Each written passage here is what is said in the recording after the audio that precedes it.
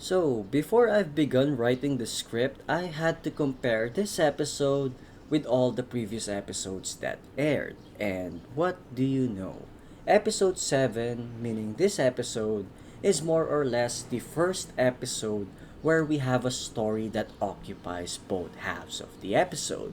All previous episodes had at least two separate stories bundled as one episode, but today, while it may seem like that, do note that in the second half of this episode, we're pretty much still dealing with the same case as the first half of the episode. So, given that observation, what's there to say about this episode? For starters, the first half gave me a good laugh as usual, not as much as last week's episode, but still within the usual standard for this show.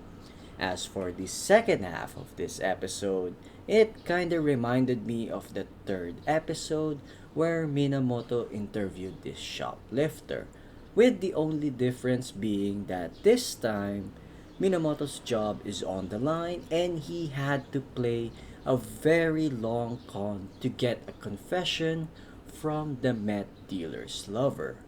So, looking at this episode in hindsight, do you guys think that this might be the signal for future episodes to be just a single story but with a longer build up? I mean, what do you guys prefer? This new format or the old format where you have two stories per episode?